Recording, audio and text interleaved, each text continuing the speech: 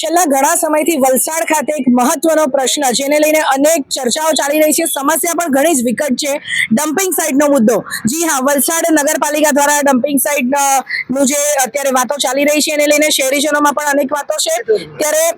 અત્યારે અહીંયા વલસાડ નગરપાલિકાના વિરોધ પક્ષના માજી નેતા ગિરીશભાઈ દેસાઈ ને એમની ટીમ આવી છે, એમની પાસેથી જાણીશું. ગિરીશભાઈ, જણાવશો કે કઈ રીતનું આજે આવેદનપત્ર તમે આપ્યું છે?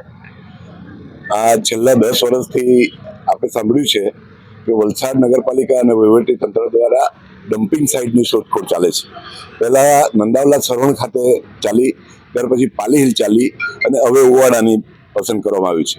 હકીકતમાં વાત એવી છે કે અમે એમ કહીએ છીએ કે કોઈ જગ્યા પસંદ બીજી કરવાની જરૂર જ નથી. ડમ્પિંગ સાઇટ પારડી શાનપુરમાં આવેલું છે અને પારડી શાનપુરમાં ડમ્પિંગ સાઇટ પર 18,500 ચોરસ મીટર જગ્યા છે. આ જગ્યાની અંદર 2001ની અંદર ટોમેટ મૂકવામાં આવેલું છે, જેનો 2 કરોડ ખર્ચો થયેલો છે. આ ટોમેટ 5-10 વર્ષ ચલાવેલું બી જે હાલે બંધ છે. તો ટોમેટ જો ચાલુ કરવામાં આવે તો આધુનિક પદ્ધતિથી કચરાનો નિકાલ થઈ શકે અને રોજના 25 ટન કચરો નીકળી શકે. તમે બીજું ટોમેટ વસાવો તો 2 ટોમેટથી જે મેક્સિમમ કચરો વલસાડમાંથી 50 ટન નીકળે તેનો નિકાલ કરી શકાય છે. 2020ની અંદર 2021માં જ્યારે આ આધુનિક પદ્ધતિએ કચરો અર્બન હેલ્થ દ્વારા એના સહયોગથી કરવામાં આવેલો ત્યારે 28,000 ટન કચરો સાફ કરવામાં આવેલો. 11,000 ચોરસ મીટર જેટલી જગ્યા ખાલી કરવામાં આવેલી. નગરપાલિકાને 1 ટને 491 રૂપિયા મુજબ 1.5 કરોડની આવક થયેલી. અમે એમ કહેવા માંગીએ કે નગરપાલિકાને આવક થાય એવું થાય કરો તમે, કારણ કે તમે ઓવાડાની જમીન જે સરકારી કહે છે તે બી પસંદ કરશો તો સરકારી નિયમ મુજબ 3 થી 4 કરોડ રૂપિયા ભરવાના આવશે. તેમાં કલેક્ટર સાહેબ એમ કે અમે સરકારમાંથી એક ગ્રાન્ટ થી કરશું. અત્યારે પાલી હિલની અંદર જે એસટીપી પ્લાન કરેલો તેનો 5 કરોડનો હુકમ થયેલો છે ભરવાનો, હજુ સુધી નગરપાલિકા ભરી શકી નથી. બીજું અમારું જવાબ છે, સવાલ છે કે અહીંથી જે ઓવાડા છે તે 16 થી 18 કિલોમીટર જેટલું દૂર છે. આ 18 કિલોમીટર રોજનું એક ટ્રેક્ટર 1 ટન લઈ જશે તો 50 ટ્રેક્ટર એક જ ફેરો મારશે. એક ટ્રેક્ટર પછાડી ડીઝલ, પેટ્રોલ, માણસો અને ડ્રાઈવર 2,000 રૂપિયા ઓછામાં ઓછો ખર્ચો થશે. રોજનો 1 લાખ રૂપિયા નગરપાલિકાને ખર્ચો થશે તો વર્ષદારે 3.5 કરોડ રૂપિયાનો ખર્ચો એ વધશે. એના કરતા સરકાર ફાઇનાન્સ વિભાગમાંથી કાં તો સરકારી ગ્રાન્ટમાંથી જે રીતે કલેક્ટર સાહેબે કહ્યું કે અમે એ પૈસા ભરવા માટે સરકારમાંથી રજૂઆત કરશું અને સરકાર કલેક્ટરને ભરશે, તો એના કરતા સરકારમાંથી જો આ ખાનગી જમીનો છે તેને બજાર કિંમત, આ બુલેટ ટ્રેન આપણે જે રીતે ચાલી છે, પછી એક્સપ્રેસ હાઈવે, એમાં જે કિંમતો આપી છે તેમાં સંતોષકારક કિંમત આપે તો આજુબાજુ 500 મીટરમાં ખેડૂતો છે તેમની પાસેથી લઈને તમે કરો. પરંતુ આ કોઈ પણ ભોગે આ જે પ્રશ્ન છે એને ગંભીરતાથી લઈ અને નિકાલ લાવવો જોઈએ. અને આ તો પેલું આજે ભરતભાઈ પણ સિનિયર ધારાસભ્ય છે, લગભગ 3 ટર્મથી છે, એ ઘણીવાર કહે છે કે તમે પ્રોજેક્ટ અને એવું સારું બતાવો, સરકારમાંથી લાવો, પૈસા લાવવાની જવાબદારી અમારી છે. તો ભરતભાઈ પોતે પણ આમાં રસ લે, ભાઈ શ્રી અરવિંદભાઈ પણ લે. અરવિંદભાઈ બી હોશ માણસ છે. આ તો મારી તો કહેવાનું એવું છે કે પેલું આપણે ઘણીવાર છે આ 2 ઘર બાજુ હોય અને આ ઘરનો કચરો બાજુવાળાને ત્યાં વારી મૂકી દે, બાજુવાળા આ બાજુ વારી દે, તે રીતે ભરતભાઈનો કચરો લગભગ અરવિંદભાઈ ત્યાં નાખવામાં, અરવિંદભાઈ હાથે તમે કેવી રીતે ચલાવે? તમારે બંને જણાએ સાથે થઈ આ કચરાનો યોગ્ય નિકાલ લાવવાની જરૂર છે. હું એ સ્પષ્ટપણે માનું છું. અમે તો એવી આશા રાખીએ છીએ, અમે તો કલેક્ટર સાહેબને કીધું બી છે કે તમે એક એવા અધિકારી છે કે જિલ્લાના હિતમાં અને લોકો આ ખેડૂતોને રાહત થાય એ રીતનું પગલું લેવું. એમણે બહુ પોઝિટિવ વાત કરી છે કે અમને કોઈ જગ્યા બીજી બી અમે પ્રયત્ન કરીએ છીએ અને ટેકનિકલી બી અમે અભ્યાસ કરીએ છીએ. અમે એમાં પ્રયત્ન પૂરેપૂરો કરશું કે લોકોને કંઈ તકલીફ નહીં પડે. અમે કલેક્ટર સાહેબને તો બહુ સ્પષ્ટ મેં તો કહ્યું એમને કે સાહેબ, સુરતની અંદર રાવ સાહેબ હતા જેને આખી સુરતની મુહૂર્ત બદલી કાઢેલી અને આજે સુરત શહેર અને આખું દક્ષિણ ગુજરાત રાવ સાહેબને યાદ કરે છે. તેમ સાહેબ વલસાડ જિલ્લો કાયમ આપને યાદ કરે. અમે 55 વર્ષમાં ઘણા અધિકારીઓ સાથે કામ કર્યું છે, એમની સાથે જરા વાતચીત, એમની બોલી પણ આપણને ગમે છે. મેં તો એટલે કીધું કે સર, આપ ભવિષ્યના ગુજરાતના ચીફ સેક્રેટરી છો, તમે લોંગ વિઝનથી વિચારીને નિર્ણય લેજો.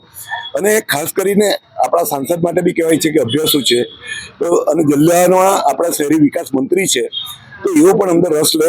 અમને જરૂર પડે તો અમારા સજેશનો માટે અમે મળવા તૈયાર છે. અમે તેમને પણ આવેદનપત્ર આપવાના જ છે. પ્રશ્ન એ છે કે વાત એવી આવશે કે લોકો પરેશાન થઈને બહાર આવી નહીં જાય એ જોવાનું આ વહીવટતંત્ર અને ચૂંટાયેલા પ્રતિનિધિનું રહેશે. જી ગિરીશભાઈ, તમે આટલી જે વાત કરી અને ખૂબ જ ઝીણવટભર્યો તમારો જે અભ્યાસ તમે જે છે અને વર્ષોના તમે પીઢ અનુભવી નેતા છો, વિરોધ પક્ષમાં પણ તમે રહ્યા, પણ વિરોધ પક્ષમાં રહીને પણ જ્યાં વિકાસના કામો આવ્યા એમાં આપે સહકાર આપ્યો જ હતો. અત્યારે એક મહત્વની વાત કરી છે કે લોક પ્રશ્નો પણ અનેક ચાલી રહ્યા છે કે સત્તાધારી પક્ષ જે છે ચૂંટાયેલા પ્રતિનિધિઓ માટે શું કહેશો તમે? મૂળ આ જવાબદારી ચૂંટાયેલા પ્રતિનિધિ છે. આ વિસ્તારના લોકો જે અમને મળે છે તે એક વાત કરે છે કે અમે ગ્રામ પંચાયતમાં મત આપીએ, અમે તાલુકા પંચાયતમાં આપીએ, અમે જિલ્લા પંચાયતમાં આપીએ, અમે વિધાનસભામાં આપીએ, અમે સંસદમાં આપીએ. બધાને અમે મત આને માટે આપીએ કે અમને પ્રજાના કામોમાં રાહત રહે અને પ્રજાને કોઈ તકલીફ નહીં પડે એ રીતે રહી. હવે પરિસ્થિતિ એવી ત્યાં આગળ ચર્ચા ચાલી રહેલી છે વડીલોમાં, આગેવાનોમાં, કે હવે અમે ચૂંટણીમાં મત જ નહીં આપશું જો આ પ્રશ્ન ઉભો થવાનો હોય તો. એટલે આ સિચ્યુએશન તાનું છે અને લોકો રસ્તા ઉપર આવી જશે એવું મને લાગી રહ્યું છે. એ બધો અભ્યાસ કરીને પછી અમે અહીંયા રજૂઆત કરવામાં આવ્યા છે. એટલે પ્રજાના પ્રતિનિધિઓ જ્યારે એક જ પક્ષની સરકાર બધે હોય, નગરપાલિકા, MP, MLA, ગુજરાત સરકાર, ભારત સરકાર, આ બધું, તો આવા પ્રશ્નનો ટેકનિકલી નિર્ણય લાવી શકે. અત્યારે હું તમને એક દાખલો આપું. આપણે જોઈએ છે પહેલાના વખતમાં ગુજરાતી પ્રાથમિક શાળાઓ નીચે જ હતી, પછી જેમ જેમ જગ્યાની જરૂર પડી તેમ હવે 2 માળ ને 3 માળની બનાવવામાં આવી, તેમ એક જગ્યામાં આપણે કંઈક કરવું પડશે. પહેલા નીચેના ઘરમાં લોકો રહેતા, 2 માળમાં રહેતા, રો હાઉસીસમાં રહેતા. અત્યારે સરકાર 10 માળની પરવાનગી આપે છે ને, કારણ કે જગ્યાનો અભાવના લીધે. આ જ પ્રશ્ન અહીંયા છે. તો અહીંયા એ બધા પ્રયોગો એપ્લાય કરી અને આ જ જગ્યાને ડેવલપ કરવામાં આવે અને આ જ જગ્યાએ બધું કરવામાં આવે એવું અમારી ગંભીર રજૂઆત છે. અને આજુબાજુની જગ્યા મેળવે, પણ મને વિશ્વાસ છે કે આ કલેક્ટર સાહેબ તેમાં ઊંડો અભ્યાસ કરી અને પ્રજાના હિતમાં આગળ નિર્ણય લેશે. જી, શું નામ છે આપનું? કેતનભાઈ સોલંકી. ક્યાં રહો છો કેતનભાઈ? સેગવા રહો છો. કેતનભાઈ, શું કહેવું છે સમગ્ર મુદ્દે તમારું? આજ રોજ ઓવાડા મુકામે ડમ્પિંગ સાઇટની બાબતે અમે કલેક્ટરશ્રીને આવેદનપત્ર આપ્યું છે. અને હું ઓવાડા ગામથી એકદમ 2-5 કિલોમીટર નજીકમાં રહ્યો છું અને ઓવાડા ગામની ભૌગોલિક પરિસ્થિતિથી ઘણો બધો વાકેફ છું. અગર ઓવાડા ગામ એટલે 90% લોકો ખેતી પર નપતા લોકો છે અને એક સુખ શાંતિભરી જિંદગી જીવી રહ્યા છે. ત્યાં ઓવાડા ગામમાં જો ડમ્પિંગ સાઇટ આવે તો ખેતીને પણ નુકસાન થઈ શકે છે, નાના છોકરાઓને આરોગ્યને પણ હાનિ થઈ શકે છે. અને મેન તો ઓવાડા ગામમાં મોટાભાગે નાના ખેડૂતો શાકભાજીની ખેતી કરે છે. અગર ત્યાં ડમ્પિંગ સ્ટેશન બનાવવામાં આવે તો ત્યાં ડુક્કરો અને જંગલી જનાવરનો બી ત્રાસ વધી શકે છે, ગંદકી પણ વધી શકે છે, તો ખેતીને પણ નુકસાન થઈ શકે છે અને ત્યાંના પ્રજાને આરોગ્યનું બી નુકસાન થઈ શકે છે. એ બાબતે અમે કલેક્ટરને રજૂઆત કરી છે કે ઓવાડાની જગ્યાએ કોઈ પણ શહેરનો કચરો શહેરની નજીકની આજુબાજુમાં જગ્યા શોધી ત્યાં નિકાલ કરવામાં આવે તો ઓવાડા ગામની પ્રજાના હિત માટે સારું એવું થઈ શકે છે. જી, તો આ હતા એક ઓવાડાની નજીકના રહેવાસી અને માજી નેતા વિરોધ પક્ષના ગિરીશભાઈ દેસાઈ. ખૂબ જ ઝીણવટભર્યો એમણે અભ્યાસ કર્યો છે અને હંમેશા વિરોધ પક્ષના નેતા તરીકે રહ્યા, પણ જ્યાં જ્યાં વિકાસના કામો આવ્યા તેમણે પૂરેપૂરો સહકાર આપ્યો છે એમની ટીમની સાથે. અને આજ રોજ જિલ્લા કલેક્ટરશ્રીને એમણે આવેદનપત્ર આપ્યું અને એમને પૂરેપૂરો વિશ્વાસ છે વલસાડ જિલ્લા કલેક્ટર તરફથી, કેમ કે સાહેબની જે કામગીરી છે એને લઈને એમણે આશા બાંધી છે. ત્યારે આવનારા દિવસોમાં વલસાડ નગરપાલિકાના ડમ્પિંગ સાઇટ મુદ્દે કયો નવો વળાંક આવે છે, કઈ જગ્યા નક્કી થાય છે, એ આપણે જોવું રહ્યું. દિશા દેસાઈ, દિશા ન્યૂઝ, વલસાડ.